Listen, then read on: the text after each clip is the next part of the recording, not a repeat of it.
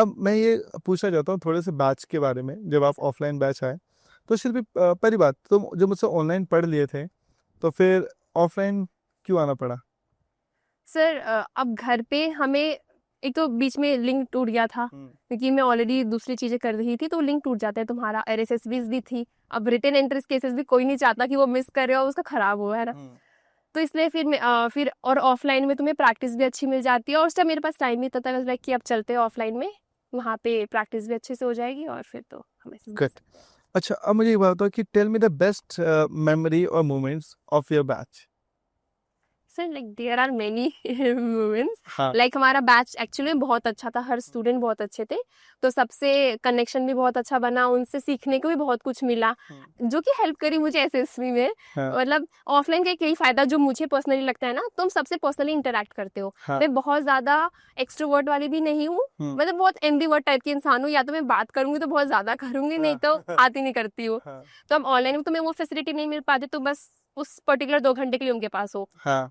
और वो भी एक्टिविटीज हो रही है तो तुम बातें कर रहे हो, अदरवाइज तुम सिर्फ सर का सुन रहे हो। हाँ। ठीक है। बट यहाँ पर ऑफलाइन में क्या है, अब मैं सबसे बात कर रही हूँ, हाँ। उनके आइडियाज मुझे मिल रहे हैं, मेरे आइडियाज उन्हें मिल रहे हैं, हम बातें कर रहे हैं, हम न्यू न्यू आइडियाज को एक्सचेंज कर रहे हैं। तो वहां से एक कनेक्शन भी बनता है, तुम सोशली इंटरेक्टिव हो जाते हो, और तुम्हारे पास बहुत ज्यादा आइडियाज आ जाते हैं। मेरे पास तो बहुत है, लाइक सीरियसली, जब 5-6 बंदे जो मेरे बहुत अच्छे यहाँ पे दोस्त बन गए थे, अब उनसे जब भी हम इंटरव्यू के क्वेश्चन डिस्कस कर रहे हैं, या जो एक्टिविटीज आप करवाते थे वो कर रहे हैं, तो मेरे को उनसे आइडिया, अरे यार इस बात में तो मैं भी ये बोल सकती थी, ये भी पॉइंट हो सकता है। तो ये सारी चीजें ना तुम्हें बहुत हेल्प करती है। कौन कौन सी एक्टिविटीज हुई यहाँ पे? जैसे मेन तो था, जैसे वो वेयर योर मेडल्स वाला। हाँ। अब इस वाले में बेसिकली हमने आज तक जो भी किया ना वो हम वहाँ लिख रहे थे। अब हम ना हर चीज को, ठीक है, अगर मैंने कोई चीज अपने बहन या भाई को गिफ्ट करी, हम उसको इग्नोर करते हैं, भाई वो कराया हमने, सब नहीं करते हैं। That is also very important, that you have gifted your siblings some gift from your money.